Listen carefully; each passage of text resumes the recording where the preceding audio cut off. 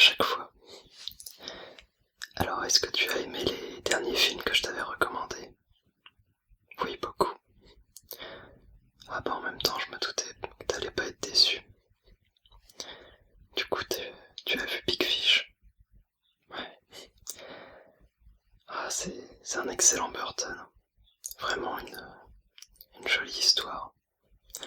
D'ailleurs, je suppose que tu es là pour d'autres films. Oui.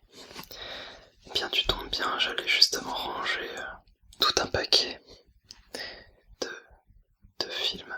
Et j'en ai, je pense, un petit paquet qui pourrait te plaire. Et j'ai d'ailleurs d'autres Burton dans le tas. Enfin, au moins un. J'ai pas encore vérifié toute ma pile. Du coup, si ça te dérange pas, je vais te les présenter et tu me dis ce que t'en penses comme d'habitude. Ça te va? Super. Alors, là, on commence par du très très bon.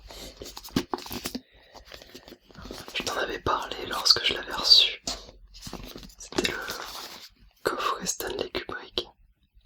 Ah, je t'avoue que avant de le mettre en vente, j'en ai d'abord profité moi-même.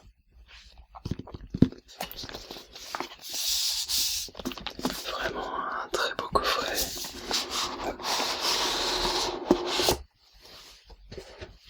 Avec donc évidemment les DVD, enfin pardon, les Blu-ray et le petit artbook traditionnel avec des images. Tu connais le truc. Et je sais que t'es très fan de Barry Lyndon en plus. En même temps, je te l'ai tellement vendu. Oui, je suis toujours aussi fan. Et bien là, du coup, dans ce coffret, tu as aussi Lolita 2001, l'Odyssée de l'espace, que tu dois voir, tu le sais. Orange Mécanique. Tu as aussi Barry Lyndon, évidemment. Shining, Full Metal Jacket et Eyes Wide Shut. Je dois toujours voir Eyes Wide Shut et Lolita. Je vais m'organiser un petit créneau pour ça. En tout cas, c'est vraiment un joli coffret. Et vu que tu as adoré Barry Lyndon, j'ai pensé à toi en le voyant. Du coup, je te le mets de côté, je pense. Oui. Hop. T'inquiète pas, je te ferai un prix d'amis. Puis au pire, tu m'achètes tellement souvent des Blu-ray que je peux limite te le prêter. Ça ne me dérangera pas. Alors, je t'avais dit que j'avais au moins un Tim Burton. Et bien le voilà. Et c'est le tout premier Batman, donc de Tim Burton. Celui de... Alors, apparemment 1989. En tout cas, en 89, il a eu l'Oscar des meilleurs décors. Et... c'en est un que j'adore. Avec Jack Nicholson. Je trouve que celui-là était vraiment particulièrement réussi. La boîte est un petit peu originale en plus. C'est pas un boîtier DVD classique, je trouve.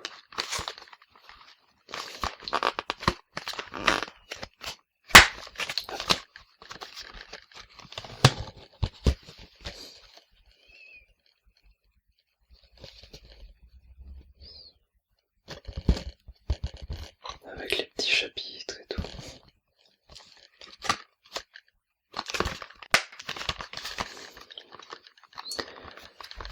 Alors, je ne sais pas si t'es fan de Batman, parce que si c'est le cas, j'en ai un paquet.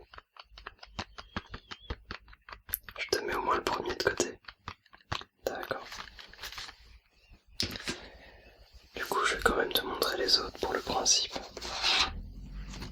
Donc ensuite, il y a eu Batman le défi, avec encore Michael Keaton.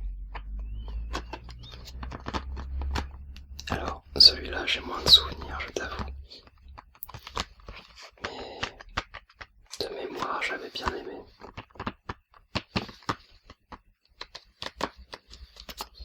C'est le même genre de boîte. Mais bon, du coup, à la limite, je le garde. Et si jamais le premier te plaît, je peux te le mettre de côté celui-là pour une prochaine fois, si tu préfères.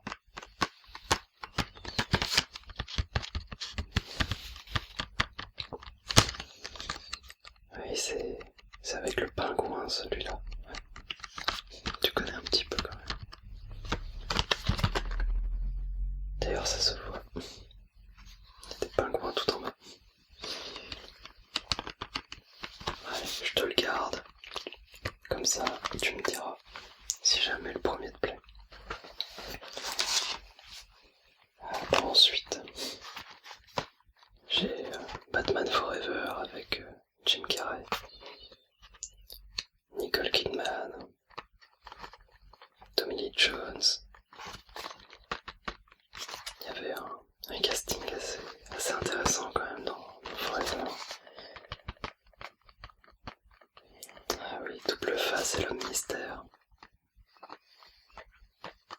Double Face que l'on retrouve du coup dans The Dark Knight. Enfin, que l'on retrouve rapidement.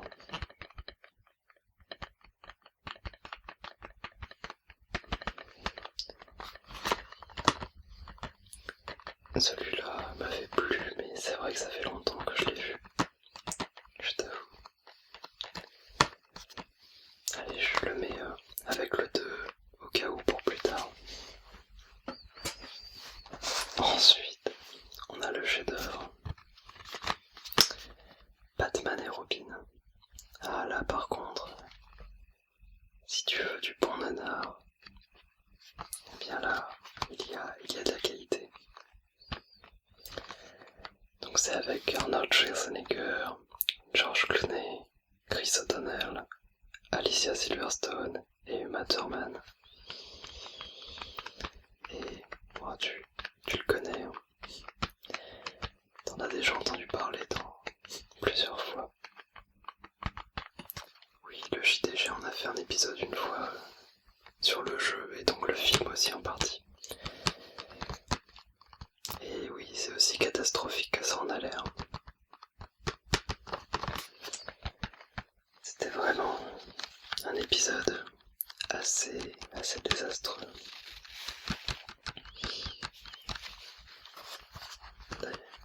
D'ailleurs, comme il le dit, comme le disait Fred dans la vidéo donc, ça a en effet failli tuer la licence. Ils n'en ont pas fait pendant de longues années.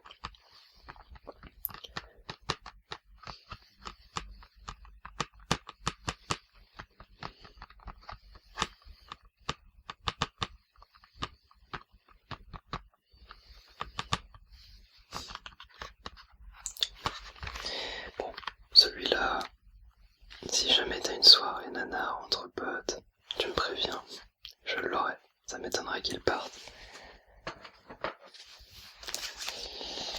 Alors ensuite on arrive sur mon préféré. Donc là c'est la reprise de la série par Christopher Nolan. Alors je n'ai pas le premier de la trilogie Nolan, mais j'ai mon préféré qui est The Dark Knight. Le deuxième donc de la trilogie.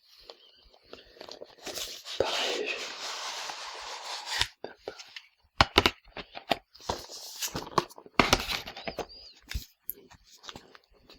Une petite BD avec.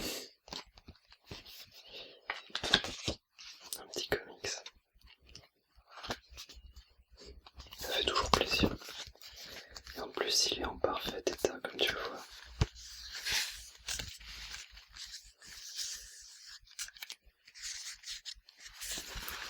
J'adore cet opus. Je trouve qu'il est très bien réalisé.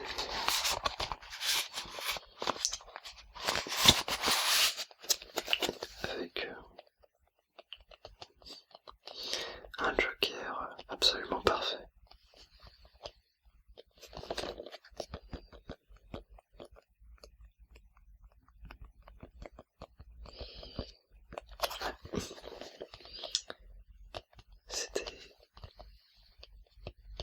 une prestation de haut de gamme de la part de Heath Ledger,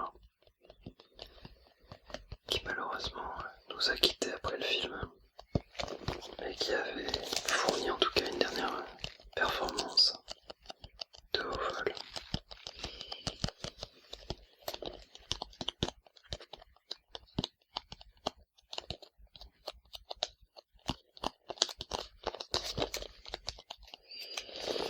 Bon, allez, je te le mets avec les autres en attendant.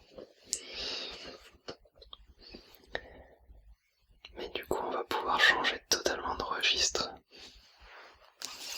avec l'étrange histoire de Benjamin Button, avec Brad Pitt et Cate Blanchett.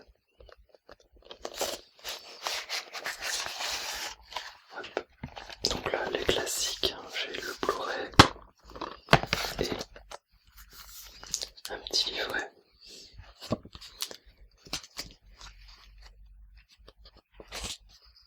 Donc avec des petites notes de production,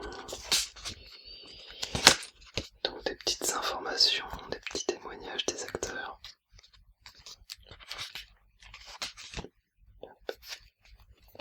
Quelques petites infos sur les acteurs. Bon, tu connais Brad Pitt quand même depuis le temps. Donc encore une fois, le livret est en parfait état.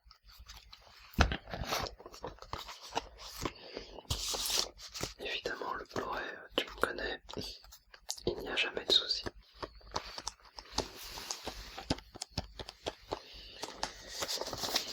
Et du coup, au niveau de l'histoire, eh bien, je pense que tu en as déjà entendu parler un petit peu.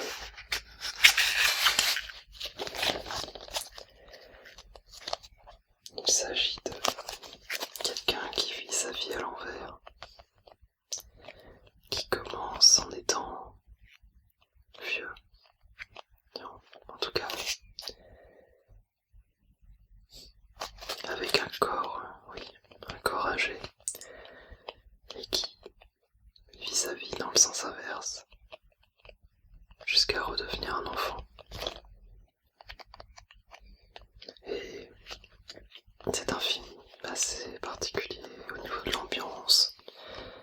Je trouve, de mémoire, il avait vraiment une très belle photographie. Et j'ai trouvé que c'était une belle histoire, surtout d'amour, il faut le dire. J'ai trouvé ça assez touchant. Puis, c'est un film avec Brad Pitt, donc on est rarement déçu. Je commence à en avoir vu un sacré paquet avec lui. Et beaucoup sont parmi mes films préférés. Que ce soit Fight Club, Seven, et bien d'autres. Alors, t'en penses quoi? Celui-là, tu le prends pardon. D'accord. Tac. Alors ensuite, ah bah tiens, on parlait de Brad Pitt. Eh bien, pas son alter ego, mais je trouve qu'il y a toujours un petit lien entre les deux. Avec Tom Cruise. D'ailleurs, ils jouent ensemble dans un film de vampire dont j'ai réussi à oublier le nom. Surtout que je l'ai vu il n'y a pas si longtemps que ça. En tout cas, c'est un film de vampire avec Brad Pitt et Tom Cruise. Je ne suis pas très fan du genre en général, mais là, je trouvais que c'était quand même assez sympa. Ah oui, entretien avec un vampire. Voilà. Vampire était dans le titre. Alors, pour revenir à Minority Report, c'est un film que j'ai beaucoup aimé. Et en plus, je trouve qu'il est assez d'actualité. Même très d'actualité. À l'époque, c'était un film futuriste, mais désormais, je trouve que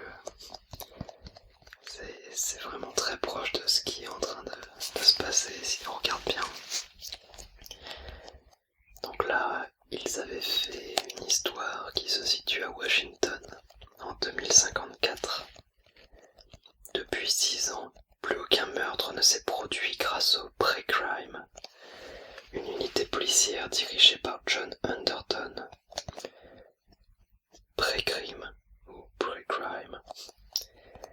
dispose d'un système lui permettant de visualiser les meurtres avant qu'ils ne se produisent.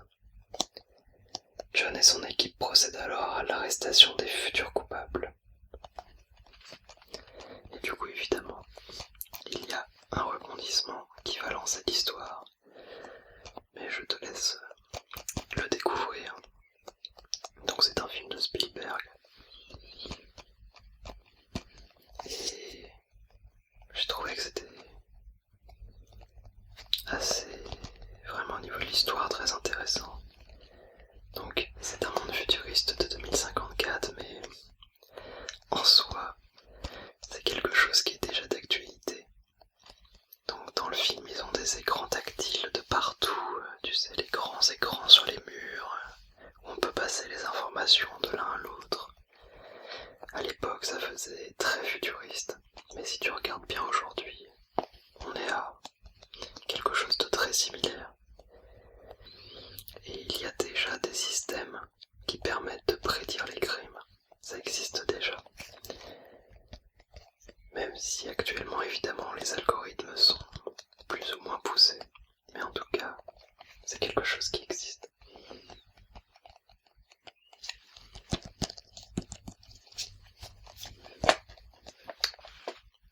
Celui-là, je te connais, je te le mets de côté. Ouais. Je pense que tu vas avoir de quoi regarder encore une fois, à chaque fois que tu sors de chez moi. Alors, ça c'est encore un arrivage récent. D'ailleurs, il est encore sous plastique. L'intégrale de la saga Star Wars. Alors celui-là, je me suis fait plaisir en le commandant. Et je pense que je vais devoir le garder un petit peu avant de te le passer, car j'ai très envie de le regarder. Mais si tu veux absolument le voir tout de suite, je peux t'en commander un deuxième exemplaire. Donc là on est sur vraiment un beau coffret qui contient donc les 6 films remasterisés, histoire que les 3 plus anciens ne souffrent pas trop de la comparaison visuelle avec les premiers. Je ne parle pas de la qualité générale car je fais partie de ceux qui préfèrent les 3 derniers, qui sont les 3 premiers en soi, mais bon, tu connais l'histoire. Et du coup, il y a 6 Blu-ray, un pour chaque film, mais il y a aussi 3 Blu-ray rien que pour les bonus. Comme ils le disent, plus de 40 heures de bonus. Alors, on a 45 scènes coupées ou en version longue, interview des acteurs et des équipes techniques, maquettes, costumes, accessoires, ébauches et croquis. Le making et des documentaires aussi qu'ils ont mis dans le 3e disque bonus. Ainsi que les commentaires audio de George Lucas et de ses équipes sur chaque film. Et des commentaires audio supplémentaires et inédits tirés d'interviews d'archives des acteurs et des équipes de chacun des films. Je pense, me connaissant, que je vais tous les regarder une première fois, à nouveau, puis les revoir avec les commentaires. Je suis vraiment très fan. Si je devais donner des préférés, ce serait 3, 4, 5, 6. J'aime beaucoup le 3e par contre, qui est le dernier en soi à être réalisé. Avant le 7e qui arrive cet hiver. Donc ça, désolé, mais je vais devoir le garder pour moi pour l'instant. Est-ce que tu veux que je t'en commande un autre exemplaire, ou est-ce que tu préfères attendre un petit peu? Tu préfères attendre, d'accord. Je pense que ça ne devrait pas tarder avant que j'ai tout revu, t'inquiète pas. Alors, on repart sur quelque chose de totalement différent aussi.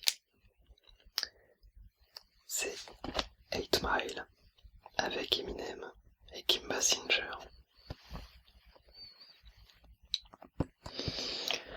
Donc c'est un film presque,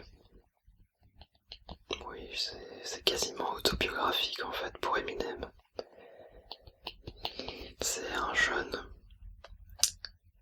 de la banlieue de Détroit, un groupe de jeunes de la banlieue de Détroit qui essaient de s'en sortir dans un contexte quand même très difficile en faisant du rap avec tout ce qui est le rap de rue, les clashs, ce genre de choses. Et on est sur un film où clairement Eminem a été très impliqué, car je pense que c'est un film qui parle en grande partie de sa vie. Et du coup, je trouve que sa performance est déjà très bonne. Les musiques évidemment. Il a composé Lose Yourself pour ce film, qui est une de mes préférées d'Eminem. Et en tout cas, même sans être un fan de l'artiste, je pense que le film est très recommandable. Alors en plus, si tu aimes Eminem, alors là, il faut le voir.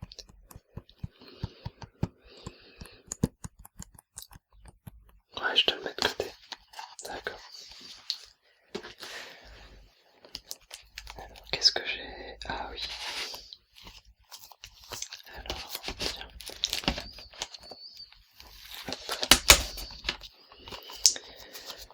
Donc tu m'as entendu t'en parler de multiples fois. Et je l'ai enfin. Le Blu-ray d'Interstellar. Alors je suis absolument fan du film, comme tu le sais. Je l'ai déjà vu 2 fois au cinéma et 1 fois chez moi. Du coup il fallait que j'achète ce Blu-ray, c'est obligatoire. Bon, je te résume vite fait l'histoire. C'est un groupe d'explorateurs qui doit partir chercher une nouvelle planète pour les habitants de la Terre. Pour résumer très simplement. Et du coup c'était un film encore une fois de Christopher Nolan, avec Matthew McConaughey, Anne Hathaway, Jessica Chastain et Michael Caine. Le bon vieux Michael Caine, dans toutes les productions Nolan presque. Et donc pour moi c'est un voyage fantastique dans l'espace. J'ai été bluffé à chaque fois que je l'ai vu.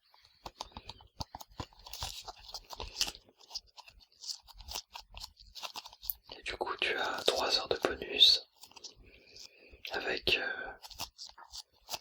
comment ça a été tourné, comment ont été faites les différentes planètes,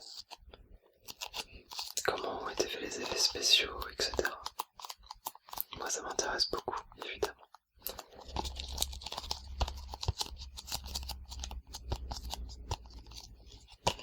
Et en plus, j'ai reçu avec sa bande son, car moi j'adore la bande son du film.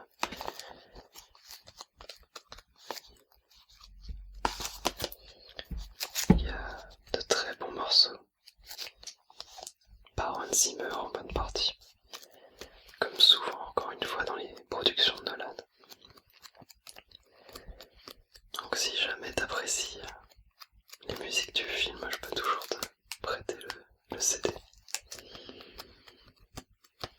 Qu'est-ce que tu en penses? Tu sais bien que je vais te le mettre dans ton tas à emporter, que tu le veuilles ou non. Pas la peine de protester.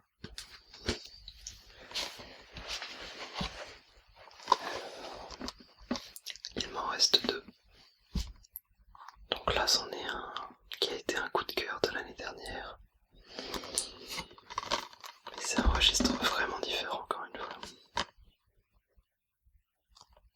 Donc il s'agit de The Raid 2.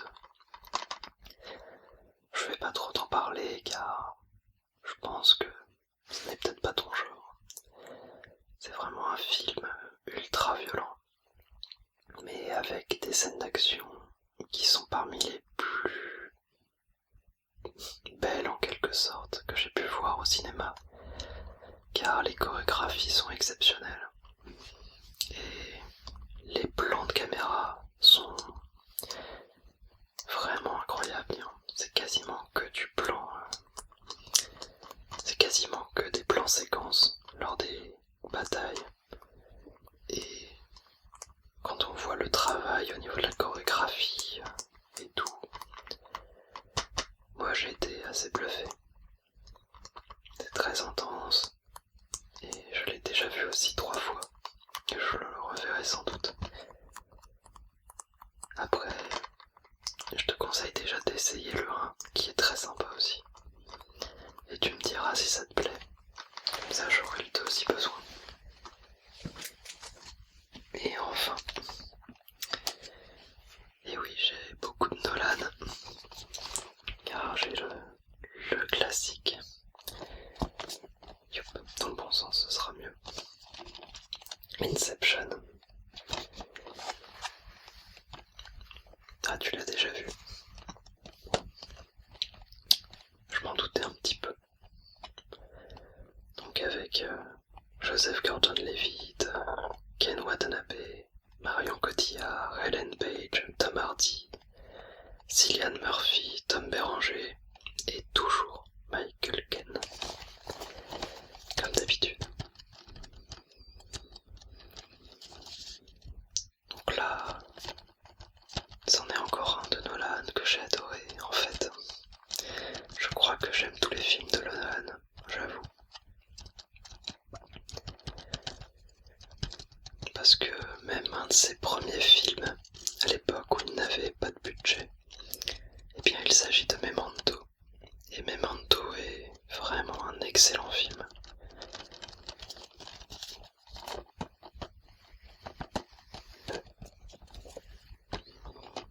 Et là, bon, dès qu'on lui donne du budget, moi, je trouve ça très impressionnant aussi. Et bon, si tu l'as déjà vu, je ne vais peut-être pas en parler davantage et je vais le garder, je suppose. Ouais, très bien. Et bien du coup, on a vidé la pile que j'avais préparée de côté. Ça te fait un petit paquet à rembarquer chez toi. Pour le règlement, t'inquiète pas, on verra ça la prochaine fois. On verra ça en fonction de ce que tu as aimé. Si tu les aimes, tu les gardes et tu me les payes. Mais s'ils ne te plaisent pas, tu peux me les ramener, y a pas de souci. On fait ça à chaque fois. Du coup, je te prépare un petit sac et je te dis à la prochaine. Très bien. Bien, c'est toujours un plaisir de te voir dans ma boutique. J'espère te revoir très bientôt. Allez, au revoir. Et les répliques quasi par cœur désormais. Il y a un épisode inédit sur Beethoven 2 et sur un autre jeu aussi que j'ai regardé, il est vraiment pas mal. C'est court mais c'est sympa. Alors j'ai pas encore vu le bonus caché de la mort. Par contre j'ai regardé une partie des épisodes commentés.